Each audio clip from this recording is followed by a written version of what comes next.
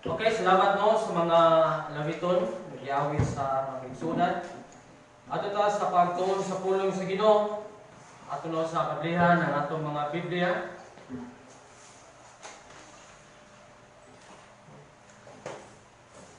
Arita sa libro sa Mateo.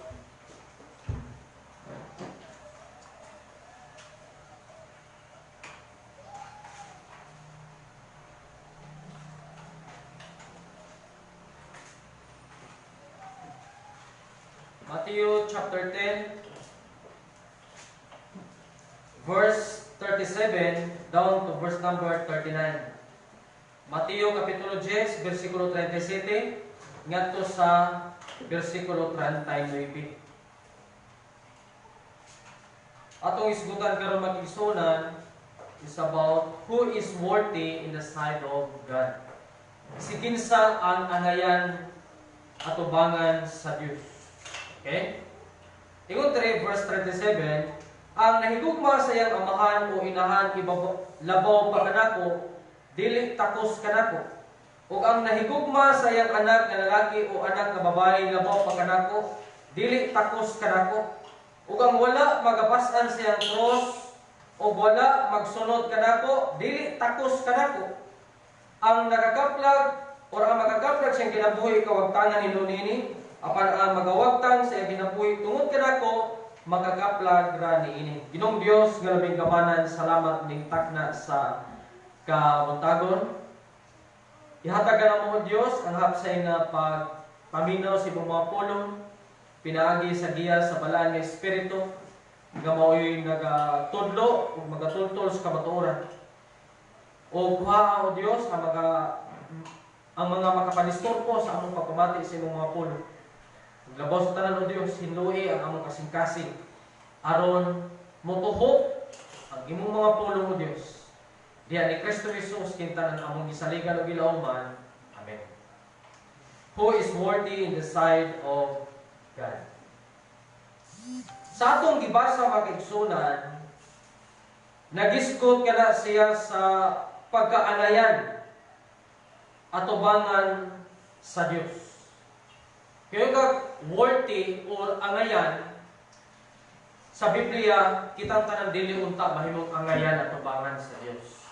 Tungod kay kitang tanan puro mga makasasala. Nahimo kitang kaaway sa Dios, nahimo kitang sumala sa Biblia sa Mateo chapter 5, nahimo tang kaaway, nahimong naghimulag kita atubangan sa Dios. Atubangan sa Dios kita mga dili Dios nun. Pero tungod sa kamatayon, tungod sa paglansang sa cross ni Kristo Jesus dito sa cross, kita nahiluan sa atong mga sala o kita nahimong angayan nga muampo musimba ngadto sa Dios. Pero adunay mga kondisyon ang Dios nga kita mahimong angayan pagyud diha kaniya. Bisan pag nahimutang anak sa Dios, apan kung dunay mga butang nga atong ginakuptan karon nga nagapahiubos o nagapadismayan sa Dios, bisan pag anak ta niya, mahimong kawang ang ato ang mga prayer at tubangan niya makigsunan. Okay? Now, tunan nato karon Matthew chapter 10 verse 37. Ingon dire, siya nga nahigugma sa amahan o inahan labaw pa kanako, dili takos kanako. Dili takos bu pasabot, dili siya angayan. Kada pag ingon diha, siya nga nahigugma sa amahan o inahan labaw pa kanako, dili takos kanako. Tungod kay dunay mga tao nga mas gipili nila ang ilang ginikanan kaysa Dios. Buot pasabot, mahadlok sila nga basin biyaan, kasab-an, o likayan sila silang ginikanan tungod kay nangalagad sila sa Ginoo. Basin niya palayason sila kung musimba sila sa Ginoo. Asa man nabahitabo sa dihang pilion nimo ang Dios. Diba? Ay, hindi lang sa tuwig. Masuko man akong mama o papa. Mo na yung kasagaran na may tabo sa mga young people. Now, who is worthy in the sight of God? Kisa man itong mga angayan nga diha gyud atubangan sa Dios. Number 1, living home and friends. kadtong mga nibiya sa ilang mga panimalay o sa ilang mga higala. Marcos 10:28. Ato na ta sa Marcos 10:28. Mark chapter 10 verse number 28. Unya si Pedro misugod sa pag-ingon ngadto kaniya, "Tan-awa, kami mibiya sa tanan o mibiya na sa tanan ug misunod kanimo." Verse 29. Og si Jesus mitubag ug miingon, "Sa pagatinuod ako mag-ingon nganha kaninyo, walay tawo nga nagbiya sa balay, o mga igsoong lalaki, o mga igsoong babae, o amahan, o inahan, o asawa, o kabataan, o kayutaan, o tungod og alang kanako ug sa maayong balita. Apan siya makadawat sa usa ka gatos ka pilo karon niining panahona. Sa mga balay o mga igsoong lalaki, o mga igsoong babae, o mga inahan, o kabataan, o kayutaan, uban sa mga paglutos, o sa kalibutan nga umaabot sa kinabuhing dayon. Apan daghan nga nag-una nga maulahi o ang naulahi mag-una." Sa ato pa, mga kaigsunan, mahimutang angayan kung biyaan nato ang atong panimalay. Buot pasabot kung biyaan nato ang atong pamilya. So may buot pasabot na pastor nga angayan ba ko nga or takos ba ko atubangan sa Dios kung biyaan ako ang pamilya? Ang buot pasabot ana mga igsunan, kana bang mas gipili nimo ang Dios kaysa imong pamilya?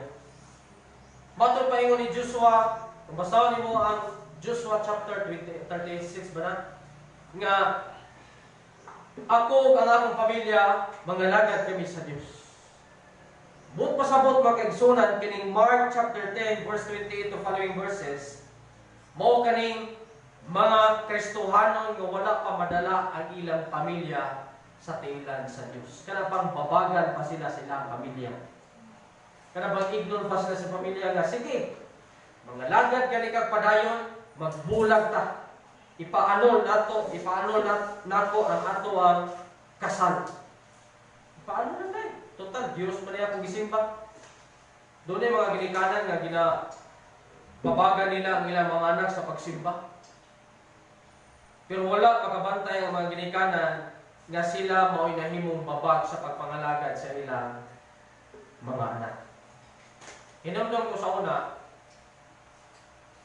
kauban nato sa karkat na membro, nga pag nisimba siya, wala pa siya nisimba, gina sa ginikanan, nga kung musimba gani ka, layas na yan dali. Kapag uli niya, nisimba mo siya, niya magamit, ipaglabay. Tapos gawas, siya magamit. Ayan, himo, yan ang ipapumpo. Yato siya sa igsoon sa simbahan. Padayon siya sa pagsimba. Hangtod nga niabot ang panahon, ang iyang tibong pamilya nadala sa tiilan sa Ginoo. Ano man, tungod kay ipadayon siya. Kaya kung wapa siya ipadayon ang tibong pamilya. Sa ito pa, ingon na Biblia, diya sa Marcos 10:28, kining version dire nga mas mabomabom ang igsunan. Ako masahon.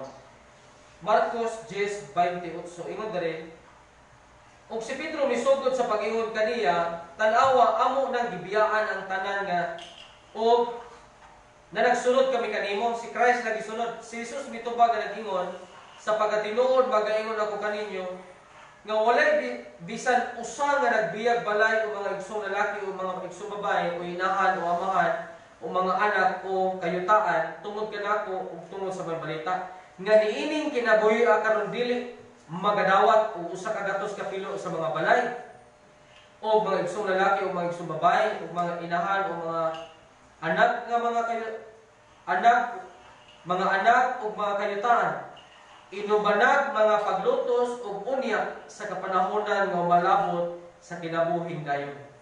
Sa ato pa, kung di man ta makadawat karon sa mao nga ganti, pero sa maabot nga panahon, kita makadawat ra unya sa ganti mga igsunan.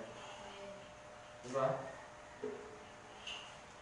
Sa ato pa, mahimutan angayan kung biyaan nato ang atong ginikanan o atong pamilya nga labaw ang Dios.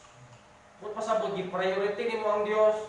Bahala gusto ko kung mamagpapa, bahala ilaha kong i-persecute, at least giuna na ko ang Dios. Bahala ng barkada na ko. Sa una makigsunay, nagamit ko barkada. Kung mukuyo ko sa barkada, huwag mo ko'y makuha. Gani pa, madaot na kulawas tungkol sa mga bisyo. Bahala mo mga barkadaha mo, at least, nangalagad ko sa Ginoo. Pero ang kanindot makigsunay, nawala ang ako mga barkada nga muhatag na kong kadaot, kitagaan kadlumnik diha, gubon imong lawas. Libre tinod, pero guba pa sa imong lawas. Pero gihatagan kong mga barkada nga nagtultol sa maayong dalan. Di ba? Usahay ko, daghang mga tao nga gusto mosunod sa Ginoo, pero kanabang nawili sila sa mga kalibutanong kalingawan. Matod pas kung igagaw makigsunan sa karkat. Ganahan ko na sa inyo amit kay basa sa Bible, nagsimba, pero ako ko'y manok sa inyo nga to. Mauray nakapababag niya. Yung mura inugdam ang impyerno ang tao tungkol kay wala siya na. Ako mahimo para niya gawa sa pagampo. Pero bisag kung saan itong ampo, wa po siya pagpili diya sa Ginoo. Wa tay mahimo makaigsunan. At least nakahimo ta sa pagampo kaniya. So who is worthy in the sight of God? Number one, those who live in home and friends. Luke 5:11. Lucas 11:5.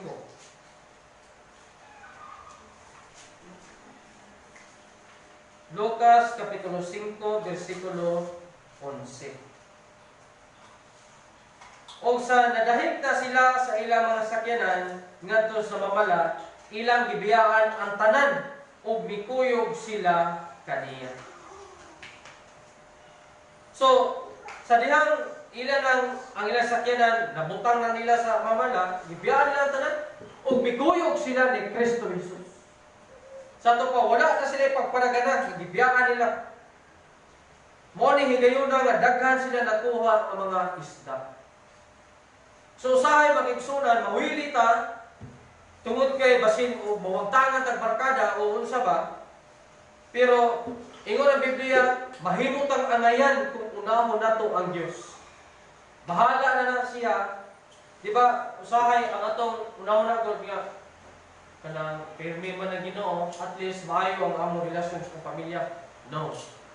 Kung basahan nimo ang Matthew chapter 10 verse number 36, ang kaaway sa usa ka tawo kanya sunod siya panimalay. Mao ka ng mga tawo nga nakaila sa Dios.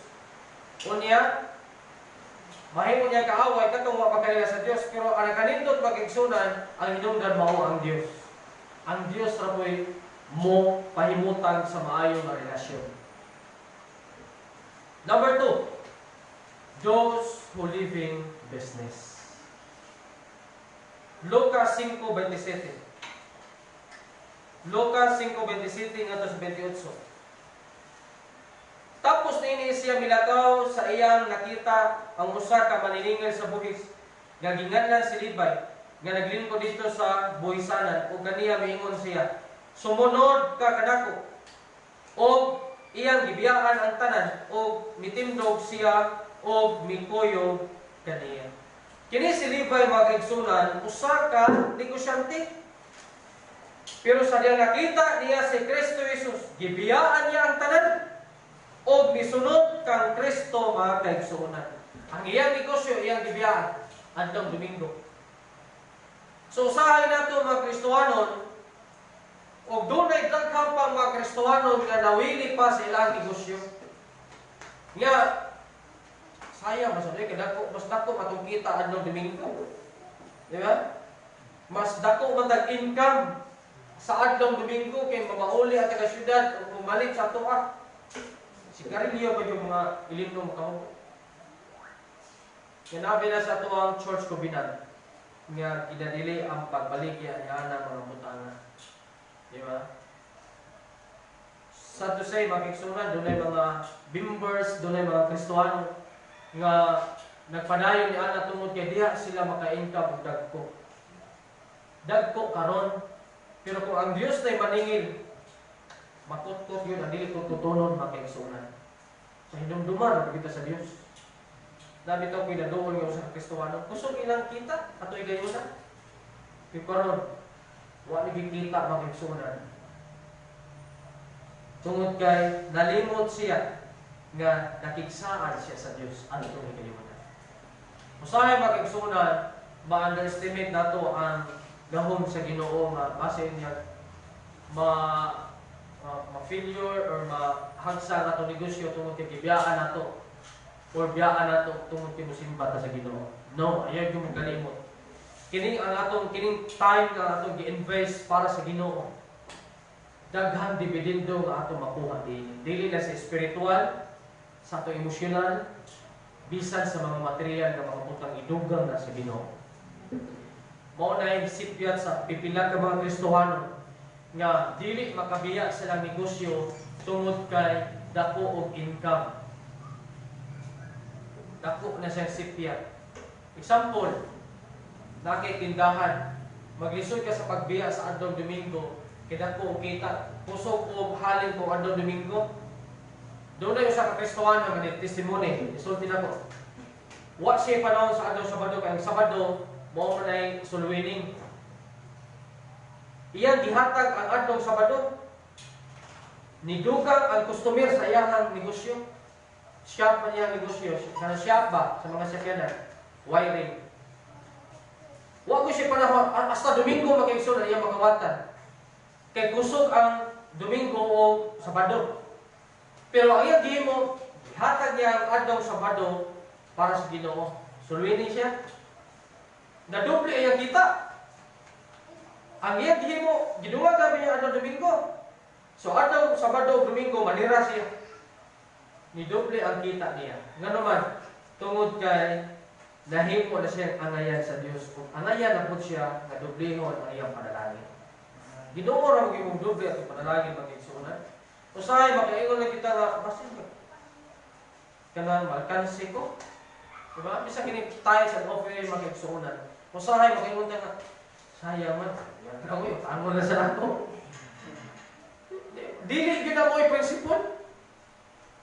Kapila ko makateste ka na. Okay. Na may pera na. Pagkasunod, samo tino kada kong pera na. Nga naman, God's standard magkala siya. Muna standard sa panalangin sa Ginoo. Kabantay ka, usahay, kanang anugunan ka nga muhatag sa usa ka butang ingon na pabayran. Pero ingon ang Biblia, ihatag o ang Dios magahatag. Naras Biblia nga kumuhatag ka adto ihatag sa mga dili makabalos nimo. Di ba? Naras Biblia, kalimot ko na sa mga verse. Kay makasiguro ka nga ang Dios maoy mubalos nimo. Kaya kung muhatag ka sa dato, makasiguro yung ka nga mubalos to siya nimo. Kaya dato man. Pero kung pumli mo hataga magigsunan, di makakasiguro nga muhatag sa nimo. Pero makasiguro ka nga ang Dios mubalos ko nimo. Muna hindi kita mag-uol kung muhatag na naman ang Ginoo may nakakita. Depende po na sa motibo sa iyong paghatag. Okay? So muna siya magigsunan. Kung mahimutang, gusto tayo mahimutang angayan, atubangan sa Dios. Atong ibutang sa tumunaw na kasing-kasing, nga biyaan na itong panimalay, atong mga higala, for the sake sa pagpangalagan sa Ginoo. Okay? Sa atong mga negosyo, naman tayo mga negosyo. Doon na tayo mga pananom. Okay? Natin mga sibuyasan. Di na mahalin kung tinatunaw na Ginoo. Kaya bitong sige ka o pundar butang o niya nalinta na nimo para sa Ginoo, maabot pa no maguba na imong gipundar. Mubalik gyapon ka sa Ginoo.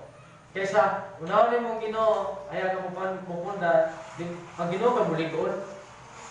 Ginoo ka tungo sa tong baha. Usa ka baha bitaw tikusuga, bagyo ta siya niya nagdalag dakong baha.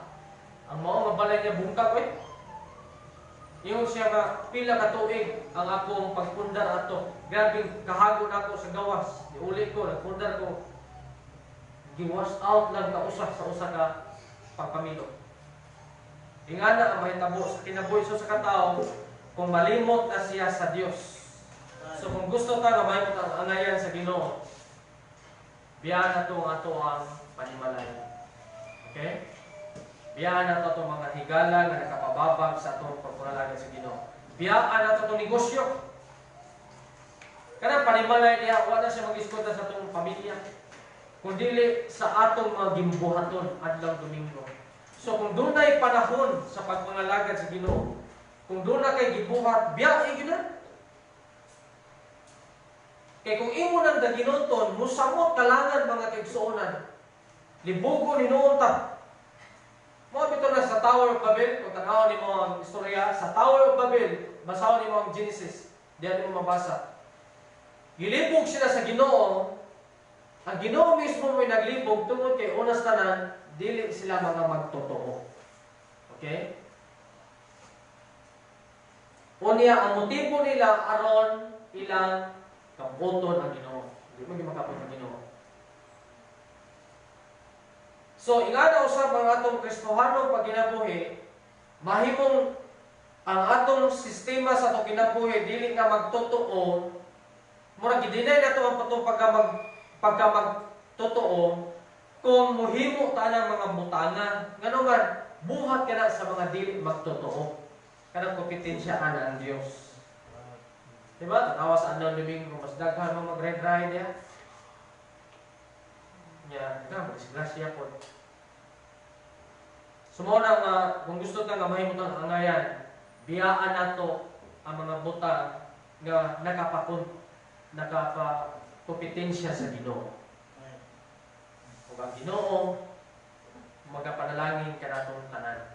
Nga naman, mahimutan, kung angayan ka atubangan sa Dios, angayan ko kang mudawat sa mga blessing.